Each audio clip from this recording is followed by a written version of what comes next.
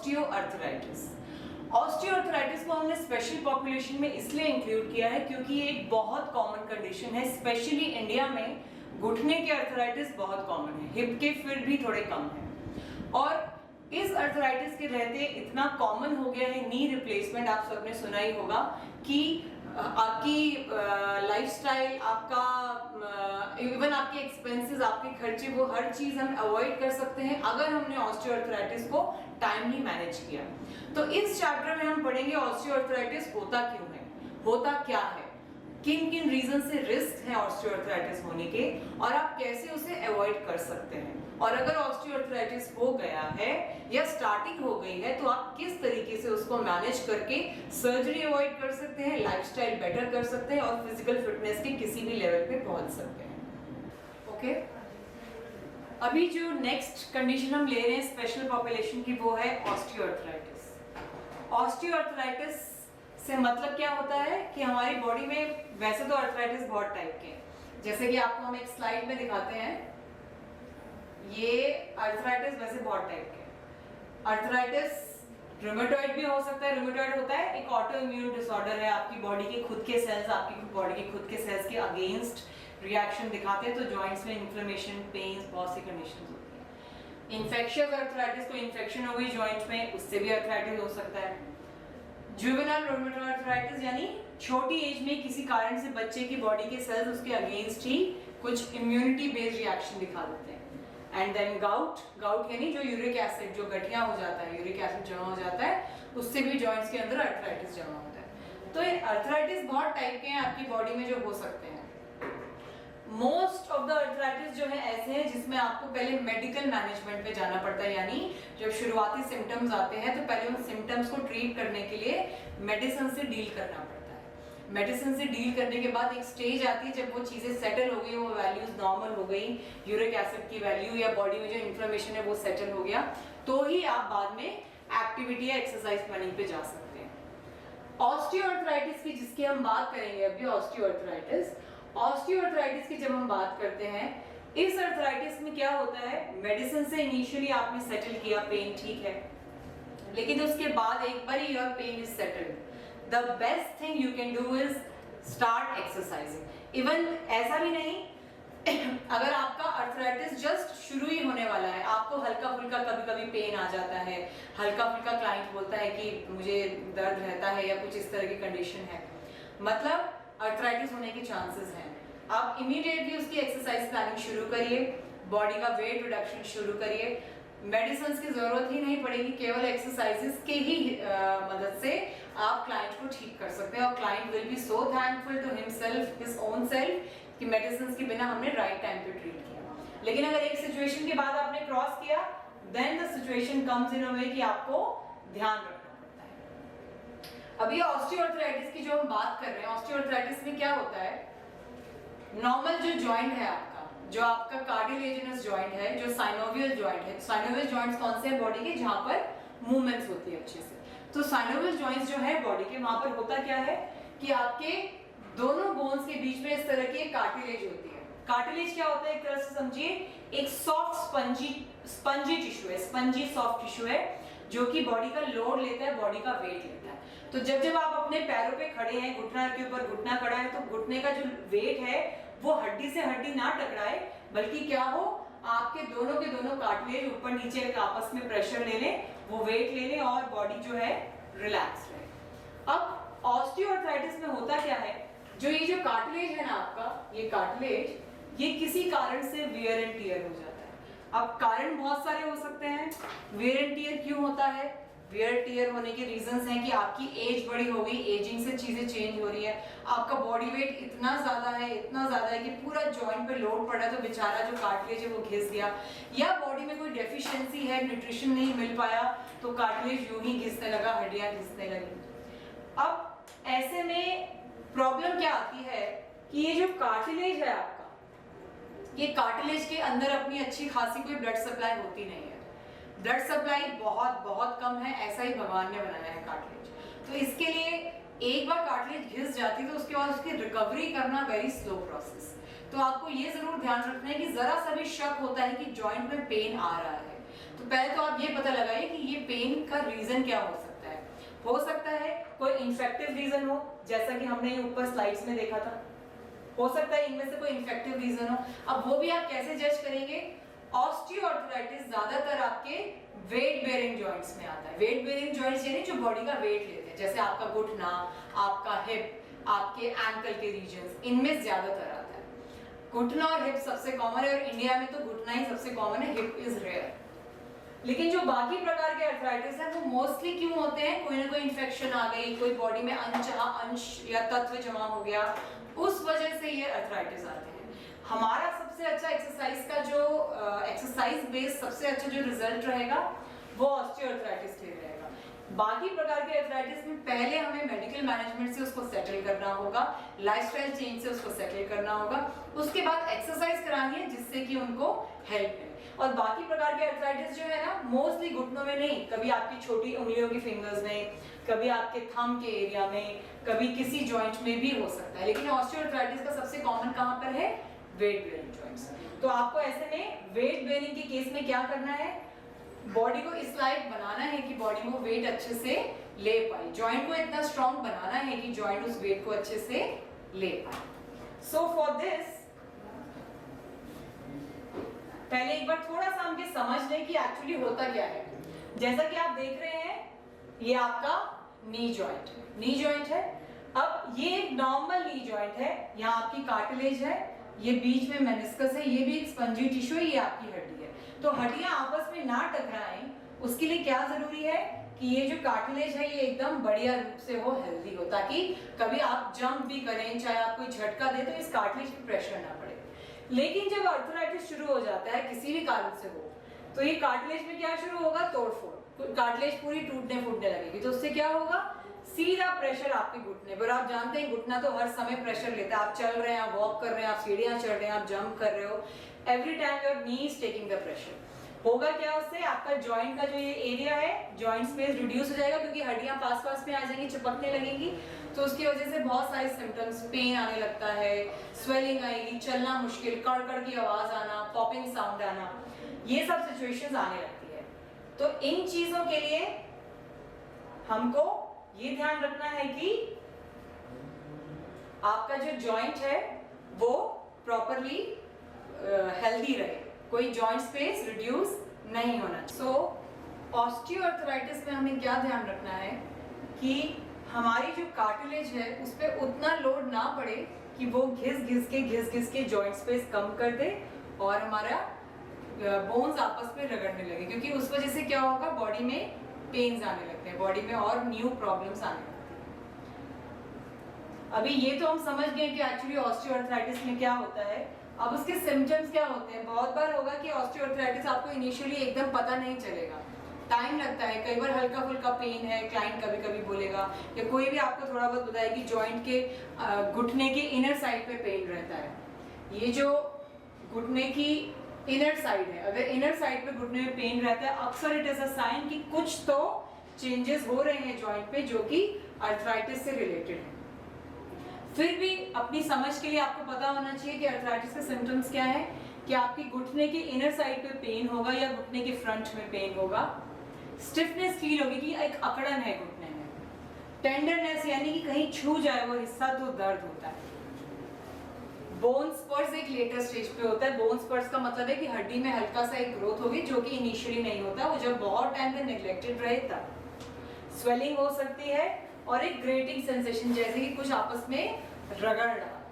तो ये सब सिम्टम्स है जनरली अर्थराइटिस को पहचानने के। अब अर्थराइटिस के कुछ स्टेजेस हैं जो कि हमने यहाँ पर डिस्क्राइब करने की कोशिश की है।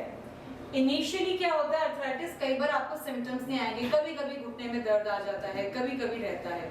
तो वो जो पहली स्टेज है ना, एसिम्प्टोमेटिक है, उसमें कोई ज्यादा सिम्टम्स आते नहीं है। लेकिन आपको तभी पकड़ लेना है कि ये जो क्लाइंट है, ये जो सब्जेक्ट है, ये अर्थराइटिस की तरफ जा रहा है। यहीं पर उसको हम क्या क्या चेंजेस कर दें जिससे उसके अर्थराइटिस को दवाइयां ना खानी पड़े उस सिचुएशन पर, सिर्फ एक्सरसाइजेस और लाइफस्टाइल से ही आप उसको करेक्ट कर सकते हैं। फिर अगर ये स्टेज नेग्लेक्ट कर दी तो अगली स्टेज आती है डाउटफुल स्टेज की, कोई खास सिम्टम्स नहीं है बट फिर भी हल्का हल्का जॉइंट पेन रहता है, कभी कभी सिकाई कर लेते हैं, कभी कभी आइस पैक लगा लेते हैं, ये भी नेग्लेक्ट कर दिया तो फिर उसके बाद आएगी स्टेज कि स्टिफनेस रह रही है, पेन रह रहा है, फिर स्वेलिंग रहती है, उसके बाद बहुत ज्यादा इन्फ्लेमेशन बढ़ती है, फिर एक बार आपको डॉक्टर के पास जाना ही पड़ेगा। तो अर्थराइटिस को इनिशियल स्टेज में ही पहचान लीजिए ताकि आप टाइमली ही उसको करेक्ट कर पाए और टाइमली ही जो प्रॉब्लम है उसको ठीक कर पाए। बहुत अच्छा लगेगा जब आप अपने क्लाइंट को अर्थराइटिस से बचा सकेंगे। किसी को भी आसपास की जो आपको दिखता है कि कोई जॉइंट पेन बता रहा है, आपकी एक छोटी सी सजेशन, आपका छोटा सा एक एक्सरसाइज प्लान उनको उस प्रॉब्लम में जाने से रोक सकेगा। नी रिप्लेसमेंट आजकल बहुत होती हैं क्योंकि घुटने बदलवाते हैं लोग, क्योंकि घुटने घिस गए, कार्टिलेज रिप्लेस करवानी पड़ती है क्योंकि कार्टिलेज की अपनी अच्छी ब्लड सप्लाई है नहीं, रिकवर कर नहीं पाती। तो क्यों ना हम इस लाइफस्टाइल में बदलाव लाएं, उस तरह के चेंजेस को अवॉइड करें। कुछ पॉइंट्स बताना चाहूंगी आगे बढ़ने से पहले कि रूमेटॉइड अर्थराइटिस, गाउटी अर्थराइटिस जो गठिया हमने पढ़ा था, और किसी भी तरह का इन्फेक्टिव अर्थराइटिस, इस तरह के अर्थराइटिस में मेक श्योर कि आप इनको पहले हील करने दवाई से, प्रॉपर प्रिकॉशन से, उसके बाद ही एक्सरसाइजेस पर आए। And always start with active exercises. Active exercise मतलब क्लाइंट खुद से मूव करे, आप जोर शोर से वेट्स ना लगाएं, क्योंकि ये जो अर्थराइटिस बाकी प्रकार के हैं ये बहुत सेंसिटिव है, ये बॉडी में कोई अनचाह तत्व आने से होते हैं। और इनिशियली चाहे अर्थराइटिस ऑस्टियो हो या कोई भी हो, आप बोलेंगे कि कोल्ड पैक बार बार लगाइए, घुटने पे, हिप पे, जो भी हिस्सा अफेक्टेड है, बार बार कोल्ड पैक लगाने से उस हिस्से पे स्वेलिंग, इन्फ्लेमेशन और वो सारे चेंजेस जो है दब जाते हैं। 15-15 मिनट के लिए दिन में सेवरल टाइम्स, एक बार 2 बजे लगा लिया 15 मिनट के लिए, फिर एक बार 6 बजे लगा लिया 15 मिनट के लिए, एक बार 8 बजे, ऐसा दिन में सेवरल टाइम्स लगाइए, कोई साइड इफेक्ट नहीं होता। आप सिम्टम्स बहुत दब जाते हैं, बहुत आराम आता है। उसके अलावा initially always start with isometric exercise. अभी हम बात सिर्फ ऑस्टियोआर्थराइटिस की करेंगे कि उसमें एक्सरसाइजेस कौन सी कराएंगे, और बाकी एक्सरसाइजेस किसी भी जॉइंट में कराएंगे, make sure you start with isometric exercises. अभी आइसोमेट्रिक एक्सरसाइजेस क्या होती हैं? आइसोमेट्रिक एक्सरसाइज का मतलब क्या है कि आप अपने जॉइंट से मूवमेंट नहीं कराएंगे, लेकिन जॉइंट से सिर्फ प्रेशर लगाएंगे। सभी एक्सरसाइजेस का एक और वीडियो देंगे जिसमें कि सभी एक्सरसाइज की डेमोन्स्ट्रेशन होगी। तब तक आप बस ये जान लेंगे, अगर ये आपका घुटना है तो घुटने के नीचे कुछ कुशन लगा के घुटने को ऐसे प्रेस करेंगे, यूं। जब आप इस तरह से प्रेस करेंगे तो क्या होगा?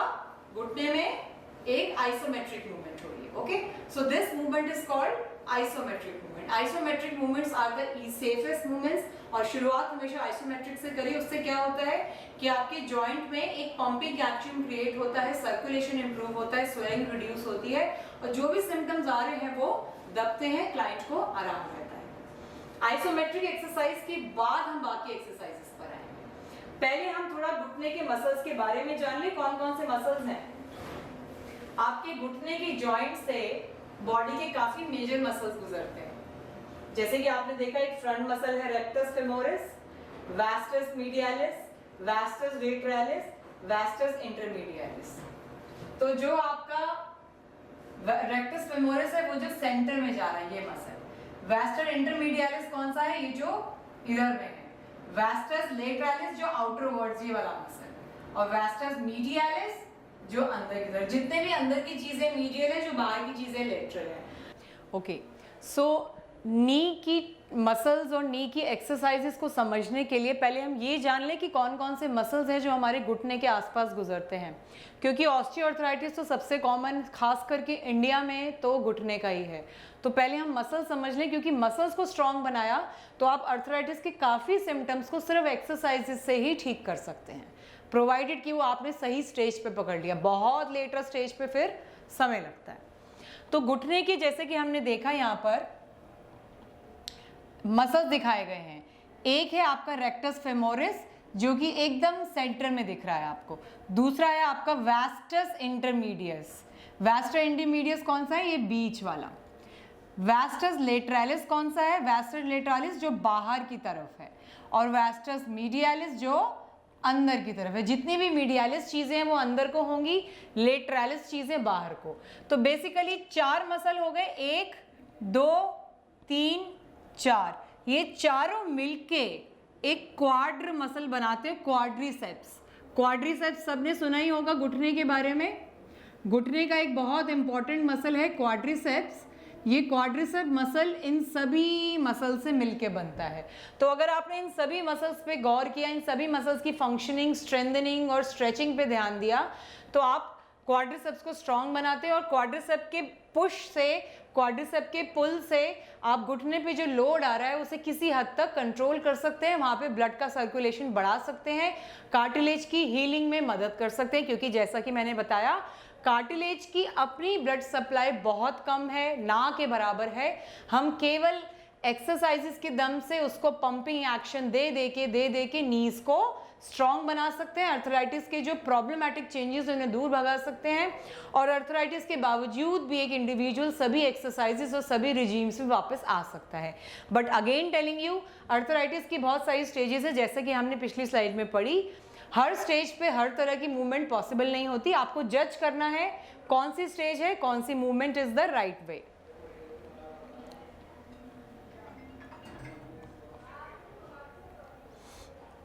अब एक बार फिर से हम मसल्स की तरफ ध्यान देते हैं।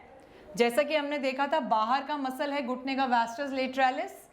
अंदर की तरफ जो आते हैं हिप के मसल्स भी हैं कुछ, जो घुटने के कुछ मसल्स के साथ मिल के काम करते हैं। तो आपको हिप के मसल्स को भी, घुटने के मसल्स को भी मिल के सभी मसल्स पे स्ट्रेंथनिंग करनी है, यानी कि ऑस्टियोआर्थराइटिस ऑफ नी को अगर ट्रीट करना है, ना केवल घुटना बल्कि हिप के भी मसल्स को आपको स्ट्रेंथन करना है। स्पेशली आपका जो वास्टस मीडियालिस मसल है जो अंदर की तरफ होता है, उस अंदर की तरफ वाले मसल में आपको हिप के एडक्टर मसल्स पे भी गौर करना होता है। ये दोनों मसल्स मिलके जब स्ट्रेंथनिंग कराएंगे तो घुटने में बहुत अच्छे रिजल्ट्स होते हैं। और एक सबसे इंपॉर्टेंट चीज़ क्या है कि घुटने में जो अर्थराइटिस के चेंजेस हैं वो सबसे पहले इनर साइड ऑफ द नी पर आते हैं।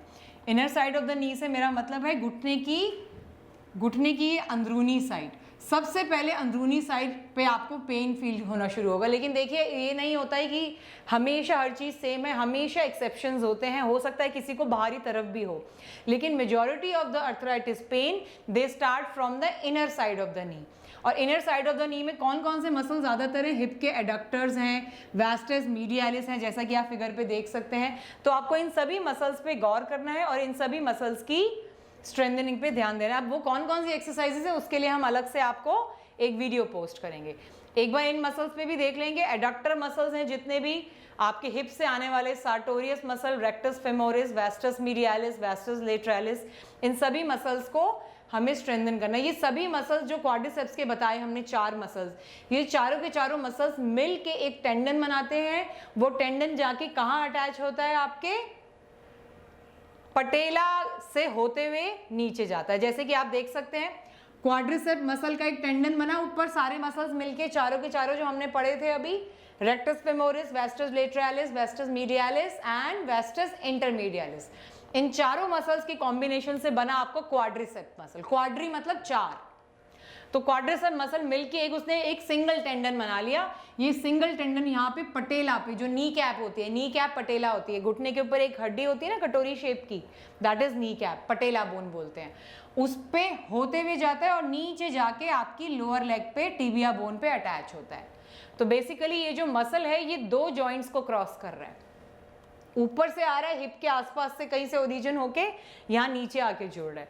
तो आपके पटेला बोन की मूवमेंट भी करानी है आपको ट्रीटमेंट में, एक्सरसाइज प्लान में, ताकि पटेला पे से गुजरती हुई जो क्वाड्रिसेप मसल है वो इतनी इजीली मूव करे कि जो आपका क्लाइंट है उसका नी पेन में आराम आए। अक्सर ऐसा होता है कि क्वाड्रिसेप मसल की कमजोरी से या पटेला की खुद की किसी प्रॉब्लम से नी पेन्स आते हैं। अगर आपने पटेला का मूवमेंट करेक्ट कर दिया, पटेला को इजीली मूविंग करा दिया, ये पेन सेटल हो जाते हैं, सिम्टम्स रिलीव हो जाते हैं। लेकिन हर चीज़ एग्जैक्टली जैसा आप पढ़ते हैं एग्जैक्टली वैसा जाके नहीं होता है। Every client is different, every situation is different. आप गाइडलाइंस को कोरिलेट करेंगे, अपने खुद के एक्सपीरियंस को देखेंगे, थोड़ा रीड करेंगे, थोड़ा हर क्लाइंट को समझेंगे और फिर कंक्लूजन पे आएंगे। एंड अगेन टेलिंग यू, जो हम यहाँ पढ़ रहे हैं वो सब स्पेशल पॉपुलेशंस है, they are already going through some kind of problems in their physiological and physical status. So ऐसे में आपको उनको डील करते हुए बहुत केयरफुली डील करना है, सुपरविजन के साथ, प्रिकॉशंस का ध्यान रखना है, रिस्क्स का ध्यान रखना है, और ये ध्यान रखना है आपकी एक्सरसाइज उनका पेन ना लेके आए। एक बार को आप हल्की कराइए, कम कराइए, लेकिन आपकी एक्सरसाइजेस से कोई नया पेन क्रिएट ना हो, ये आपको ध्यान रखना है, बिकॉज आपका कॉन्फिडेंस, आपका उन पर, उनका आप पर कॉन्फिडेंस तभी बेटर हो पाएगा, राइट। सो थोड़ा सा स्ट्रक्चर्स को समझ लीजिए घुटने के आसपास, बिकॉज आप इस तरह की चीजें बहुत डील करेंगे। घुटने के आसपास ये लिगामेंट्स भी होते हैं, जो बाहर की तरफ है वो लेटरल कोलेट्रल लिगामेंट, जो अंदर की तरफ है घुटने के मीडियल कोलेट्रल लिगामेंट, राइट। तो घुटने की अंदर की तरफ जो होगा मीडियल, हम नी के कुछ स्ट्रक्चर्स को एक बार दोबारा से देख लेते हैं। घुटने के अंदर की तरफ जो लिगामेंट होगा वो होगा मीडियल कोलेट्रल लिगामेंट, जो अंदर की तरफ है घुटने के। जो घुटने के आउटर साइड पे होगा वो होगा लेटरल कोलेट्रल लिगामेंट। तो ये लिगामेंट्स इस तरह से अटैच्ड हैं, आपने घुटने को पकड़ के रखते हैं, स्टेबिलिटी प्रोवाइड करते हैं। इवन लिगामेंट इंजरीज में भी जो एक्सरसाइजेज अभी हम बताएंगे वो एक्सरसाइजेज आपके लिगामेंट इंजरीज में भी हेल्प करेगा, आपके अर्थराइटिक चेंजेस में भी हेल्प करेगा। But then again be careful कि किस स्टेज की इंजरी है, उसके हिसाब से आप ट्रीट करिए। और ये जो पटेला टेंडन आप देख रहे हैं, ये क्वाड्रिसेप्स का ही एक एक्सटेंशन है, जो पटेला से गुजरने के बाद उसको हम पटेला टेंडन का नाम दे देते हैं। ये वही मसल जो नीचे आ रहा है। अब जब हम ट्रीटमेंट, जब हम एक्सरसाइज प्लान करेंगे शुरू किसी अर्थराइटिस वाली कंडीशन वाले क्लाइंट का, तो नॉट ओनली अर्थराइटिस, अगर कोई लिगामेंट इंजरी का भी आ जाए, कोई मेनिस्कस इंजरी का भी आ जाए। मेनिस्कस हमने अभी दिखाए थे इस स्लाइड में, ये देख सकते हैं आप, ये जो ऊपर गद्दी गद्दी सी दिख रही है आपको जॉइंट के बीच में, ये गद्दी जो है, इसका काम भी गद्दी वाला है कि ये कुशन है, एक तरह का शॉक एब्जॉर्बर। जब आप जंप करें, जब आप ट्विस्टिंग एक्शन करें, कुछ ऐसे स्पोर्ट्स है ना जैसे फुटबॉल है, बास्केटबॉल है, जिनमें रनिंग का बहुत काम है, ऐसे कामों में अक्सर ट्विस्ट इंजरीज होती हैं। तो ये जो आपका कुशन है, आपका ये what you call it, meniscus, meniscus बहुत वेट ले लेता है। मेनिस्कस यहाँ पे जैसा लिखा हुआ है, मेनिस्कस आपके जॉइंट का वेट ले लेता है। और कार्टिलेज तो आप देख ही रहे हैं, जो जॉइंट के ऊपर एक लेयर है जो कि फ्रिक्शन को रिड्यूस करती है। तो आपकी जो भी एक्सरसाइजेज है वो मेनिस्कस इंजरी में भी हेल्प करेंगी, आपके लिगामेंट इंजरी में भी हेल्प करेंगी, और अगर अर्थराइटिक चेंजेस है उसमें भी हेल्प करेगी। अब एक्सरसाइज प्लानिंग किस तरह की हो, जैसा कि हमने देखा पटेला एक बहुत इंपॉर्टेंट हिस्सा है। पटेला यानी कि नी कैप। क्यों हिस्सा इंपॉर्टेंट है? आपका क्वाड्रिसेप मसल जो मेन मसल है आपके घुटने का, इस पटेला के ऊपर से आके गुजरता है और गुजरने के बाद नीचे आके जुड़ता है। हमने ऊपर वाली फिगर में अभी ये देखा था। इसके लिए क्या जरूरी है कि आप अपने पटेला की मोबिलाइजेशन पर ध्यान दें। अक्सर ये पटेला टाइट होकर स्टिफ हो जाता है, और इसके स्टिफ होने से क्या होगा, जो मसल टेंडन्स पे अटैच्ड है वो अधूरे अधूरे मूव करेंगे जॉइंट में। फिर जहां मूवमेंट होनी है वहां मूवमेंट होगी नहीं, तो ऊपर नीचे अनचाहे पेन्स, अनचाहा प्रेशर आएगा। इवन फुट तक प्रेशर्स आते हैं, फुट तक पेन्स आते हैं। तो ऐसे में आपको ध्यान रखना है कि हर एलिमेंट को फोकस करें। तो पटेला को आप पकड़ के जब आप घुटने को रिलैक्स पोजीशन में रखेंगे, घुटना टाइट नहीं होना चाहिए, पैर लंबा करके अपने क्लाइंट को बिठाएं और एकदम घुटना ढीला छोड़ दो। उनको बोलो भूल जाओ कि घुटना जैसे एकदम सो रहे हैं, घुटना लूज।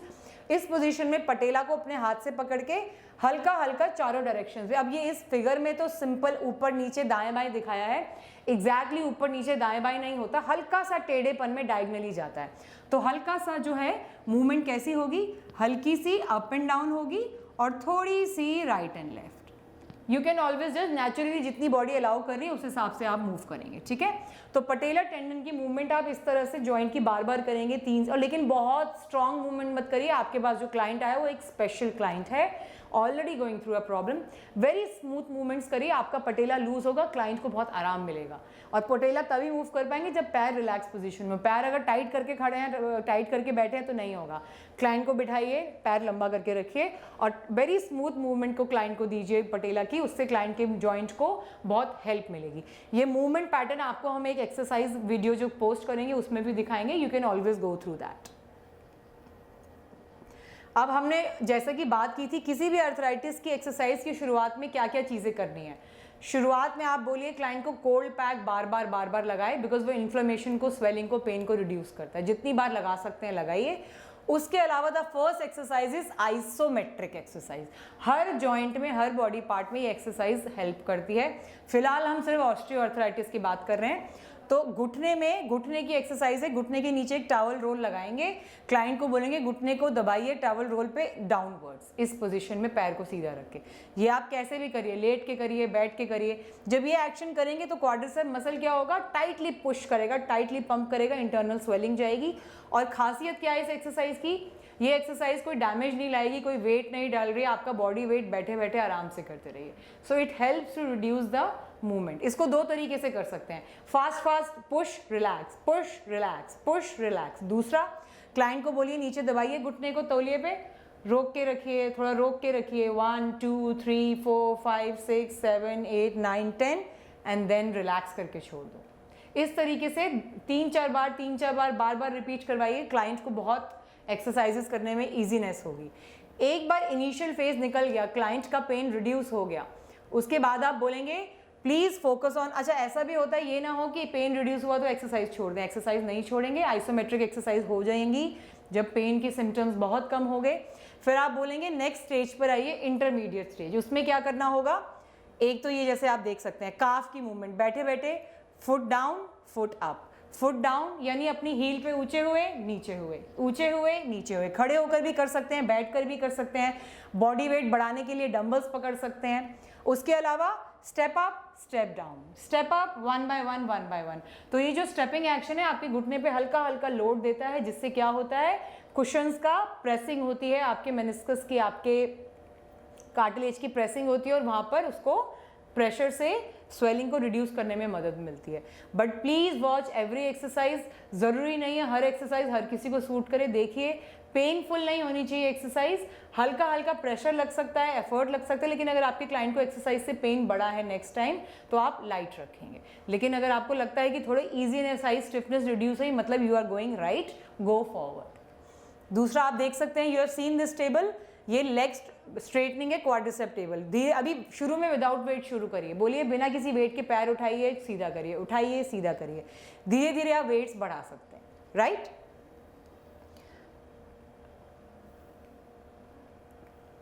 एक बार इस स्टेज पे आप आगे, जब आपको लगा कि आपका क्लाइंट 2 से 3 हफ्ता इन एक्सरसाइजेस में कंफर्टेबल है, कोई सिम्टम्स में प्रॉब्लम नहीं आई, फिर आप लेटर स्टेजेस यानी और इंटेंस एक्सरसाइजेस पर जाएंगे। जैसा कि आप देख रहे हैं, ये आपकी वास्टस मीडियालिस के लिए है, हिप के एडक्टर्स और वास्टस मीडियालिस के लिए। क्यों? क्योंकि यहाँ पर आप क्या कर रहे हैं इस एक्सरसाइज में, आप अपने नी से दोनों बॉल को अंदर की तरफ प्रेस कर रहे हैं, तो जो इनर मसल्स हैं थाई के, वास्टस मीडियालिस और एडक्टर मसल्स हिप के, वो दोनों काम कर रहे हैं, जिससे कि नी को प्रेशर मिल रहा है, प्रेसिंग मिल रही है और सिम्टम्स रिलीव होंगे। ये एडक्टर्स की, हिप के एडक्टर्स की मूवमेंट। एडक्शन मूवमेंट क्या होती है, जब आप पैर को अंदर की तरफ लेके जाएं, मतलब पैर को इनर साइड पे। तो इस पोजीशन में, या अपनी तरफ से वेरी करके किसी भी पोजीशन में हिप की, लेग की इनवर्ड्स मूवमेंट कराएंगे। सुमो स्क्वाट्स, लेग की rotations all the directions, forward backward, जितनी डायरेक्शंस में आप मूवमेंट करा सकते हैं मूवमेंट्स कराएंगे, because every movement is helping the muscles around your hip and your knee. Knee और हिप इतनी क्लोज हैं एक दूसरे की, बिकॉज एक का असर दूसरे पे आता जरूर है, तो आपको दोनों पे रोल निभाना है। दूसरी चीज, नी अर्थराइटिस में फुट पे भी ध्यान दीजिए, बिकॉज अक्सर फुट तक जोर आता है, किसी किसी का फ्लैट फुट की वजह से अर्थराइटिस होता है, किसी को अर्थराइटिस की वजह से फुट में फ्लैटनेस आ जाती है। तो फुट में आपके काफ मसल्स की मूवमेंट अच्छे से होनी चाहिए। काफ मसल्स के लिए क्या करना है, टो अप टो डाउन, या फिर काफ स्ट्रेचेस जो होते हैं, काफ स्ट्रेचेस को अपने रूटीन में रखिए। लेटर स्टेजेस पे इस तरह की मूवमेंट्स नी अर्थराइटिस में। Lunges, as you all know, आपके घुटनों पे लोडिंग होगी। लंजेस में क्या फायदा होता है, आप एक ही साथ हैमस्ट्रिंग्स पे भी काम कर रहे हैं, क्वाड्रिसेप्स पे भी काम कर रहे हैं। मतलब क्वाड्रिसेप्स तो आगे को स्ट्रेच होते हैं और हैमस्ट्रिंग बैकवर्ड कॉन्ट्रैक्ट होते हैं। Forward lunge, sideward lunge and scissor movement, पैर को इनवर्ड्स एंड आउटवर्ड्स इस तरह से मूव करेंगे, ठीक है। ये वाली एक्सरसाइजेस थोड़ा वेट लेती हैं, बॉडी का लोड वाली होती है, so you do them that way.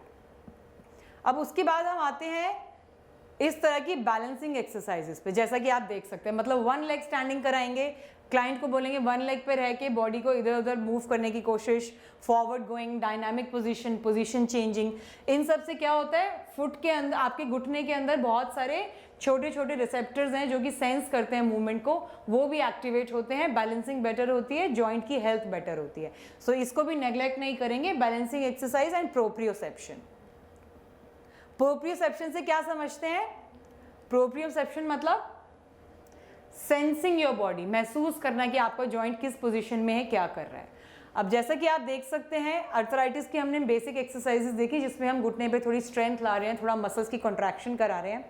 उसके अलावा एक और चीज़ क्या है, घुटना मुड़ना बहुत कम हो जाता है। मुड़ना कम क्यों हो जाता है? मसल्स टाइट होने लगते हैं, स्टिफनेस आने लगती है। आपको स्ट्रेचिंग ज़रूर डालनी है उसमें। अब स्ट्रेचिंग डालने में क्या होता है, पेन है, स्ट्रेच करने नहीं देगा क्लाइंट, तो एक बहुत अच्छा जादुई तरीका है स्ट्रेचिंग का जिसे हम कहते हैं PNF, प्रोप्रियोसेप्टिव न्यूरोमस्कुलर फैसिलिटेशन। तो ये जो PNF टेक्निक है ये बॉडी के हर एरिया में अप्लाई हो सकती है। ये आपके ऊपर है आप कैसे क्रिएटिवली कहाँ अप्लाई करें। और इसका सबसे अच्छा फ़ायदा क्या है, ये विदाउट पेन आपका रेंज ऑफ मोशन इम्प्रूव करता है, आपके मसल्स की स्ट्रेंथ इम्प्रूव करता है without giving you much pain. बस आपको इसमें क्या करना होता है, क्लाइंट की रजामंदी के साथ क्लाइंट की मूवमेंट करानी है। सो प्रोप्रियोसेप्शन मीन्स अवेयरनेस, मतलब आपकी हर मूवमेंट में क्लाइंट अवेयर होना चाहिए कि वो क्या मूव कर रहा है, जॉइंट कहाँ प्रेशर दे रहा है, कहाँ रेजिस्ट कर रहा है, कहाँ पे जोर लगा रहा है, कहाँ पे ढीला छोड़ रहा है। न्यूरोमस्कुलर मतलब बिकॉज वो सेंस कर पा रहा है उसकी मूवमेंट कहाँ हो रही है, तो उसका brain all the time is working. बहुत बार होता है हम कोई भी मूवमेंट कर रहे हैं, ध्यान कहीं और है, मूवमेंट चल रही है। नो, प्रोप्रियोसेप्शन में कंप्लीट फोकस होगा आपकी मूवमेंट कहाँ है, आपका ब्रेन कंट्रोल होना चाहिए आपके मसल के साथ। The client has to focus and the trainer also has to focus on the movement. Facilitation मतलब to improve, basically to improve a motion, improve a movement by making your client aware of the movement is called PNF। अब यहाँ पर PNF समझने से पहले मैं चाहती हूँ कि आप मसल का स्ट्रेच रिफ्लेक्स भी समझ लीजिए। नॉर्मली क्या होता है, मसल स्ट्रेच रिफ्लेक्स समझने के बाद PNF समझना और आसान होगा। नॉर्मली क्या होता है, आपका मसल, सपोज आपका एक मसल है, उस मसल में एक खिंचावट आई, आपने मसल को स्ट्रेच किया। फॉर एग्जाम्पल मैंने अपने फिंगर के मसल्स को ऐसा रिस्ट के मसल्स को स्ट्रेच किया, रिस्ट के मसल को स्ट्रेच किया, तभी स्ट्रेच करते ही मेरे रिस्ट के मसल्स में से एक नर्व का सिग्नल गया मेरे नर्वस सिस्टम की तरफ कि भाई ये स्ट्रेचिंग हो रही है, स्ट्रेचिंग हो रही है। तो नर्वस सिस्टम ने कहा कहीं ऐसा ना हो कि स्ट्रेच करने से मसल फट जाए, तो नर्व सिग्नल वापस एक रिप्लाई भेजता है, एक जवाब भेजता है मसल को कि भाई तुम वापस कॉन्ट्रैक्ट हो जाओ, कहीं फट ना जाए muscle. So stretch reflex is a protective reflex. जब आप स्ट्रेच करेंगे बॉडी कहीं ना कहीं एक ऐसा सिग्नल भेजेगी, अरे बहुत टाइट हो रहा है, चलो रिलैक्स करो। ये एक नॉर्मल स्ट्रेच रिफ्लेक्स है कि मसल खींचा तो वो पीछे से सिग्नल आएगा ब्रेन की तरफ से कि वापस उसको रिलैक्स कर दो या वापस कॉन्ट्रैक्ट कर दो, अभी स्ट्रेचिंग बंद कर दो। PNF में हम क्या करते हैं, PNF में हम इसी मसल स्ट्रेच रिफ्लेक्स को थोड़ा सा बदल देते हैं। क्या कर देते हैं, हम मसल को इतनी देर तक खींचते हैं, इतनी देर तक खींचते हैं, इतनी देर तक खींचते हैं कि ब्रेन तक सिग्नल पहुंचता है कि अरे इस मसल को ये तो मानेंगे नहीं, चलो हम ही रिलैक्स कर दें, नहीं तो ये मसल फट जाएगा। तो वो क्या करता है, उस चक्कर में जो नर्व्स हैं, नर्व कंट्रोल क्या सिग्नल भेजता है कि मसल तुम और खिंच जाओ ताकि फट ना जाओ और प्रोटेक्टिवली तुम्हारी रेंज ऑफ मोशन इंक्रीज हो जाए। तो PNF में हम यही कर रहे होते हैं कि मसल स्ट्रेच रिफ्लेक्स को हम हरा रहे होते हैं with proper permission from here. आपके क्लाइंट की यहाँ से परमिशन होनी चाहिए कि मैं आपके मसल को स्ट्रेच कर रही हूँ या कर रहा हूँ, आप अपनी तरफ से उसको अलाउ करिए, just breathe out, breathe in, breathe out, and then उसको कम से कम 15 सेकंड तक स्ट्रेच रखिए, 10 to 15 सेकंड तक स्ट्रेच रखिए। इतना रखने के बाद फिर मसल छोड़ देता है कि अब आप ढीले पड़ जाइए, एंड देन इस तरह से क्या होगा, मसल लूज हुआ, you can easily move, stiffness reduce हो जाएगी। तो PNF में बेसिकली हम ऐसा कर रहे होते हैं। अब यहाँ पे हम दो PNF टेक्निक्स को मेजरली ध्यान देंगे। वैसे बहुत सारी PNF टेक्निक्स हैं, एक है कॉन्ट्रैक्ट रिलैक्स, एक है होल्ड रिलैक्स। सो कॉन्ट्रैक्ट रिलैक्स में क्या होगा, फॉर एग्जाम्पल मुझे अपने रिस्ट को मोड़ना है। अब हम पढ़ ये नी के सेंस में रहे, लेकिन आप किसी भी जॉइंट में अप्लाई कर सकते हैं, आप समझ लीजिए, बिकॉज मैं रिस्ट ही दिखा पाऊंगी इस समय। रिस्ट को हमें ऐसा मोड़ना है, तो आप क्या करेंगे, आप क्लाइंट का रिस्ट मोड़ेंगे, राइट। जब आप क्लाइंट का रिस्ट मोड़ रहे हैं तो आप क्लाइंट को क्या बोलेंगे कि तुम रिस्ट को मोड़ने पे नहीं बल्कि रिस्ट को वापस लाने पे जोर लगाओ, ऑपोजिट। तो जब इस तरह से वो कॉन्ट्रैक्ट करने की कोशिश करेंगे तो थोड़ी देर तक करते करते मसल क्या सिग्नल भेजेगा, रिलैक्स कर दो इसको। जब इस तरह से रिलैक्सेशन होगा तो जो टेक्निक्स हम पढ़ रहे हैं, एक है कॉन्ट्रैक्ट रिलैक्स, एक है होल्ड रिलैक्स, राइट। तो अगर सपोज कि मैं ये दिखाती हूँ कि मैं अपने नी जॉइंट को मोड़ना चाहती हूँ मगर मेरा नी जॉइंट मुड़ने नहीं दे रहा है, राइट। तो मैं अपने क्लाइंट का नी जॉइंट मोड़ना चाहती हूँ और यहाँ पर मैं क्लाइंट को बोलूँगी अपना घुटना मोड़िए, पर वो नहीं मोड़ पा रहा है। अभी एग्जाम्पल हम ले रहे हैं सिर्फ इसी वाले जॉइंट का। तो अभी जब ये घुटना मैं मोड़ रही हूँ तो कौन सा मसल है जो स्ट्रेच होगा? क्वाड्रिसेप्स स्ट्रेच हो रहा है और हैमस्ट्रिंग जो है पीछे की साइड में वो कॉन्ट्रैक्ट हो रहे हैं। तो मैं अपने क्लाइंट को बोलूँगी कि आप अपने घुटने को मोड़ने की तरफ कोशिश करिए, ठीक है। लेकिन मैं क्या करूँगी कि मैं उसको रोकूंगी, रेजिस्ट करूँगी। सो बेसिकली इसमें क्या हमने यूज़ किया प्रिंसिपल कि क्लाइंट अपनी तरफ से उसको मोड़ने पे जोर लगाए। वो मोड़ नहीं पा रहेगा लेकिन केवल हल्का हल्का जोर लगाता रहे और मैं उस मूवमेंट में उसको फील कराऊंगी कि मैं आपकी मूवमेंट होने नहीं दे रही, मैं रेजिस्ट कर रही हूँ। सो मोड़ने पे जोर लगाएंगे, मोड़ने पे जोर लगाएंगे लगातार। जब ये जोर लगता रहेगा लगता रहेगा लगता रहेगा 15 सेकेंड्स, उसके बाद एकदम रिलैक्स करा दीजिए। आप देखेंगे 1-2 डिग्री बढ़ जाएगी मूवमेंट। तो इसे हम कहते हैं कॉन्ट्रैक्ट करने को बोलते रहिए बोलते रहिए बोलते रहिए, लेकिन कॉन्ट्रैक्शन कराइए मत। अभी सिर्फ उनको बोलिए वो जोर लगाए कॉन्ट्रैक्शन का। उस कॉन्ट्रैक्शन का जोर लगाते लगाते लगाते लगाते 15 सेकेंड्स के बाद जस्ट रिलैक्स, फिर आप देखेंगे हल्का सा 1-2 डिग्री रेंज बढ़ जाएगा। उसी का एक दूसरा एग्जाम्पल है होल्ड रिलैक्स। होल्ड रिलैक्स में क्या होगा? आप क्लाइंट को बोलते हैं कि मुझे तुम्हारा घुटना अभी मोड़ना है बिकॉज घुटना नहीं मोड़ रहा है। तो अभी क्या है, घुटने को अंदर मुड़ने नहीं देंगे, केवल उसी पोजीशन में जोर लगाएंगे। पुश पुश पुश पुश, यानी जो आपका क्लाइंट है वो तो मोड़ने की कोशिश कर रहा है लेकिन आप रेजिस्ट कर रहे हैं मोड़ने को, आप रोक रहे हैं मोड़ने को। तो इसी तरीके से सेम आप 15 सेकंड का जोर लगाएंगे, वो अपना मोड़ने की कोशिश करें। 15 सेकंड के बाद रिलैक्स। इसमें भी 1 डिग्री रेंज ऑफ मोशन आप देखेंगे, हर बार आपका 1-2 डिग्री करके रेंज ऑफ मोशन बढ़ता जाएगा। अब दोनों में फ़र्क क्या है? कॉन्ट्रैक्ट रिलैक्स में आप मसल की मूवमेंट हल्की हल्की करवा रहे होते हैं, हल्का हल्का पुश दे रहे होते हैं, जबकि होल्ड पे क्या होता है, मूवमेंट तो बिल्कुल नहीं दिखती, हल्का केवल जोर दिखता है। बेसिकली मूवमेंट होने नहीं देते, केवल जोर पड़ने देते हैं। जबकि कॉन्ट्रैक्ट रिलैक्स में क्या होगा, मूवमेंट बहुत जरा जरा जरा जरा उसको पुश करते करते कराते रहते हैं। मतलब यहाँ पर आइसोटोनिक मूवमेंट होगी, यहाँ पर आइसोमेट्रिक मूवमेंट होगी। ओके, सो यहाँ पर आइसोमेट्रिक करा के कम से कम 15 सेकेंड्स की आइसोमेट्रिक करा के देन यू रिलैक्स। ओके, और यहाँ पर कम से कम 15 सेकेंड्स की आइसोटोनिक करा के देन यू रिलैक्स। राइट, तो दोनों में ही क्या किया आपने, इतने सिग्नल्स भेजे कि मसल जो है याद कर लेता है कि अभी हमें इसके बाद रिलैक्स करना है। ये तो मानेंगे नहीं, हम ही मान जाएं। रिलैक्स करके धीरे धीरे रेंज ऑफ मोशन बढ़ाता है। अब इसमें थोड़ी पेशेंस चाहिए और आपके क्लाइंट का पूरा कंट्रोल चाहिए कि किस डायरेक्शन में रेजिस्टेंस देनी है, किस में जोर लगाना है, कैसे करना है। आप प्रैक्टिस से जानेंगे, बहुत अच्छे इफेक्ट्स हैं PNF के, मैजिकल इफेक्ट्स। Okay, right.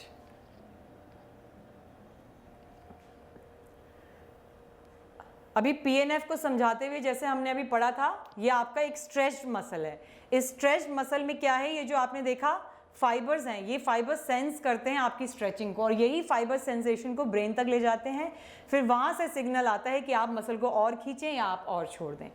तो ये जो मसल स्पिंडल्स है ना, ये मसल स्पिंडल्स ही होते हैं जो खींचते हैं और वापस आते हैं, खींचते हैं और वापस आते हैं। इन्हीं की सेंसेशन ब्रेन तक पहुँचती है और इन्हीं की मदद से हम सेंस कर सकते हैं। मसल स्पिंडल्स और गोल्गी टेंडल ऑर्गन्स, यही दो प्रोप्रियोसेप्शन ऑर्गन्स हैं, यानी सेंसरी ऑर्गन्स हैं जो हमारे मसल्स की स्ट्रेचिंग को, टाइटनेस को, रिलैक्सेशन को सेंस करते हैं और PNF में इनका ही मेजर रोल है। अब जैसे कि हमने एक नी अर्थराइटिस के बारे में बात की, हिप के अर्थराइटिस इंडिया में very uncommon but they are cases. Hip arthritis mostly बड़ी एज में होते हैं, very rare happens in early ages. और इसमें सबसे अच्छी चीज़ क्या रहती है, इनिशियल स्टेजेस पर बहुत ज़्यादा मूवमेंट नहीं कराते, हल्का हल्का जॉइंट को पकड़ के हल्का हल्का स्ट्रेट, लेग को आगे पीछे हल्का हल्का स्ट्रेच करेंगे, जो कि हम आपको एक्सरसाइज वीडियोस में भी दिखाएंगे। उसके अलावा स्टैटिक साइकिलिंग, जो सिंपल आपकी साइकिलिंग होती है, बाइक होती है, वो करेंगे। ग्लूटियल के आइसोमेट्रिक्स, जो हिप के मसल्स हैं, हिप के मसल्स को सिर्फ आइसोमेट्रिक मूवमेंट्स हिप की कैसे रहेगी, अगर आपका क्लाइंट ऐसा लेटा है, राइट, और ये आपकी पैर है, तो पैर के नीचे कुछ एक कुशन लगाएंगे, राइट, एंड क्लाइंट को बोलेंगे डाउनवर्ड्स पुश करे उस कुशन को, लगातार पुश करे। जब डाउनवर्ड मूवमेंट होगी विद नी स्ट्रेट, तो जो ग्लूटियल मसल्स है उन पे आइसोमेट्रिक कॉन्ट्रैक्शन होता है। वो आइसोमेट्रिक कॉन्ट्रैक्शन में क्या होगा, ना मूवमेंट करा रहे हैं हम, पेन भी नहीं होगा, लेकिन एट द सेम टाइम क्या होगा, मसल्स में कुछ कुछ एक्शन होगा, कुछ कुछ जॉइंट को हीलिंग मिलेगी, ब्लड फ्लो बढ़ेगा। जैसे हमने घुटने के केस में पढ़ा था कि घुटने के केस में नी आइसोमेट्रिक्स, उसी तरह these are gluteal isometrics, these are gluteal आइसोमेट्रिक्स।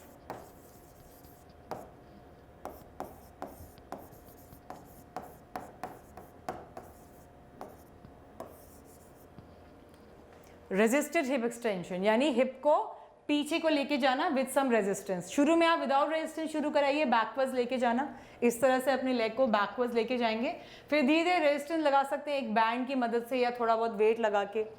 Step up exercises हमने पहले भी उसकी इमेज देखी, सीढ़ी पे चढ़ना उतरना, these are all exercises for hip. So ये था हमारा चैप्टर 4 ऑस्टियोआर्थराइटिस, जिसमें हमने नी ऑस्टियोआर्थराइटिस और हिप ऑस्टियोआर्थराइटिस को डिस्कस किया। नी ज्यादा डिटेल में, बिकॉज नी ज्यादा कॉमन है।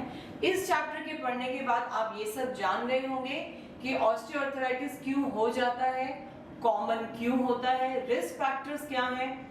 अगर आपको आइडिया हो जाए किसी को कोई सिम्टम है तो आप टाइमली उसको मैनेज कर सकते हैं। तो आपने इसमें सिम्टम्स भी पढ़े हैं, कैसे आप पहचान सकते हैं कि कोई ऑस्टियोआर्थराइटिस की किस स्टेज पर है और उसको सर्जरी तक की स्टेज में ना आने दें। इस तरीके का एक्सरसाइज प्लान बना सकते हैं, उसकी मूवमेंट बेटर कर सकते हैं, उसका लाइफस्टाइल बेटर कर सकते हैं, और physical fitness, gym related exercises और ये सभी चीजें ऑस्टियोआर्थराइटिस के साथ भी करवा सकते हैं।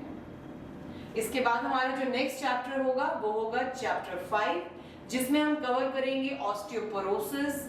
ऑस्टियोपोरोसिस के साथ जो भी विमेन रिलेटेड प्रॉब्लम्स होती हैं, जैसे कि प्रेगनेंसी में या फिर मेनोपॉज के आसपास जो प्रॉब्लम्स आती हैं, उन पे हम बात करेंगे इन अवर नेक्स्ट चैप्टर।